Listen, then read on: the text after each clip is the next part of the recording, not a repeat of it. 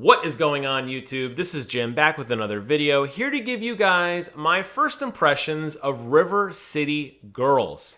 I did a video on this a couple months ago showing off the Shadow Dropped trailer, which really just came out of nowhere, showing off a new game by WayForward called River City Girls, which takes the tried and true franchise of River City and spins it on its head.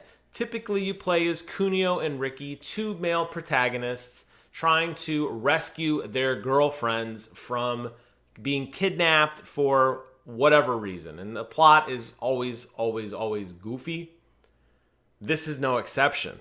However, this time, it's the guys that are kidnapped, and it's Kyoko and Masako, the girlfriends, that rise to the occasion, that are going to go through River City and crush and beat the snot out of everybody to get some answers.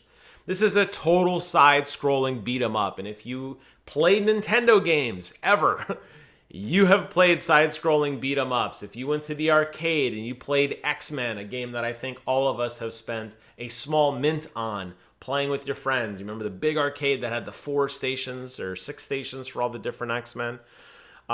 You like those side-scrolling games. Double Dragon, Final Fight, Battletoads, Teenage Mutant Ninja Turtles, just to name a few. And really the genre has been kind of forgotten mostly. I think most people really like 3D games better, but in my heart, and I think in many other people's heart, the 2D side-scroller is still a phenomenal genre that still has a lot to offer, and I think River City Girls proves that. So you're going to be running around with one of these two girls, basically beating the snot out of everybody. Different gangs throughout the city with different boss fights and different zones. You'll explore different parts of the city, working your way through, leveling up, fighting people, etc. They've done a couple different things in this game, though, that I think really push the genre forward. And I think really shows that even though it is an old genre, you can still teach an old dog new tricks, and you can take a basic genre and make it significantly better. So they've definitely plagiarized, for lack of a better word, a lot of input commands from a lot of other fighting games. You think of a game like Mortal Kombat, for example. Think of how many moves are at your disposal. I don't even know how many there are. There's a lot, by the way. So much so that if you hit the pause menu, it lists them all for you. And it's like, if you're facing this way, do this. If you're facing this way, in the air, down low, whatever. Now, they didn't take it to that extreme, but from a simple light attack to heavy attack, you have a pretty heavy arsenal of different moves you can pull off as you fight your way through River City. And I like that. So as you start playing and you beat people up, and they, when they die, they blink and fade away. Old school game at their best. I don't know if they die, maybe they just get knocked out. I don't know. Typical River City games, they say goofy things like, ouch, my spleen, or my knee hurts. Just really bizarre things, and they fade away and they spit out money. Bloop. They also spit out experience points that you just magically get. Those experience points, once you level up, will automatically be allocated and give you more abilities. They'll also give you more statistics. You'll get things like strength and agility and dexterity. You don't assign them, it just happens. It's just going to make your character stronger. But you are going to unlock either new moves on the spot or the ability to buy special moves at dojos using the money that you just got from beating up all the baddies. And this is where the combat really starts to shine, and you're going to be amazed at how many different moves and how many different tools you're going to have in your arsenal to just clean up River City. And they do come fast and furious, and it's going to make the beginning of the game seem kind of boring when you have like a light attack and a heavy attack. Then you're going to start unlocking like tackles and charges and jump attacks, and it just starts to build up. And before you know it, you're a pretty formidable foe, and it's good. You're going to need it because you're going to be fighting a lot of people. Additionally, you also have new accessories that you can get. You can have 2 accessory slots, different things that will enhance how you play the game. You'll jump higher, you'll run faster, you'll take less damage, weapons will last twice as long, whatever. They have really funny names, really clever, witty writing on those. I don't want to give any away. You just need to play it to enjoy them for yourself. Unfortunately, it's not cosmetic, though. It's only in your character statistics. So Kyoko and Misako, very well stylized, very, very high level of presentation on this.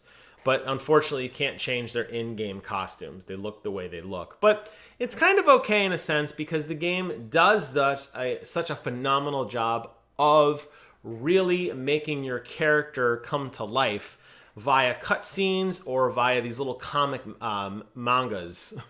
Mangas? I don't know. Brent, you could yell at me and correct me. You're more into this stuff than I am.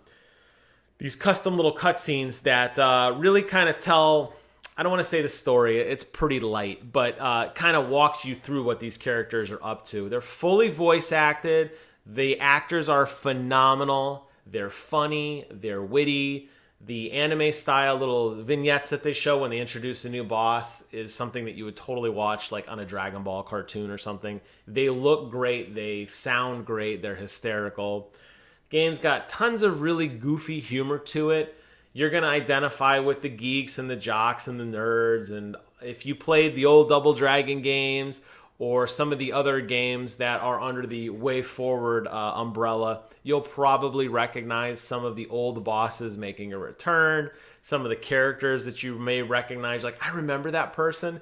And if you had never played a River City game before, it's not going to ruin your experience. You can totally go into this game 100% green, knowing nothing, and you're still going to have a great time with it. It's just that level of additional nostalgia and enhancement for fans like me that really just like, oh, that's really cool, I remember you. But if you don't, it's not going to ruin anything. It's still going to be a lot of fun to play. And I guess that's my biggest frustration with this game is that it's just not getting a lot of attention, and I really don't know why. It's a great game. It's really, really a lot of fun.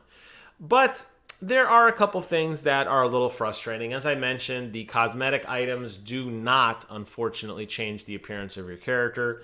We live in a world of mass customization, and unfortunately, you're not going to get that. Additionally, each character has its own separate experience pool. So if you're like me and you started playing with Kyoko right away, she's like level 13.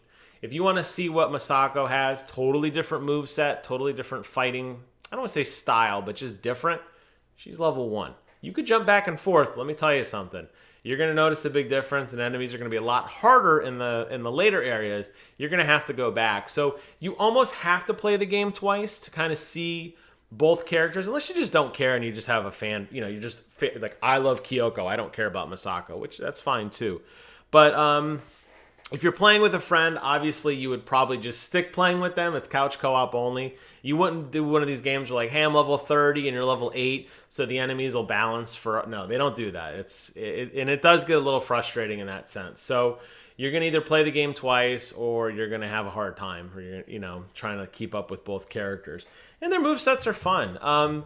I wish the game was a little bit longer, and I would have liked to see more variety in gameplay modes. I think that's something that's lacking in the sense that it's basically just running through different parts of the city and just beating the absolute piss out of everybody. And that's really fun in of itself, but I feel like almost like a horde mode or some more challenge modes, like a boss rush mode or something, would probably do this game well. It's a little light on content in the sense that you pay a $30 game, you're going to beat it in about 8 to 10 hours.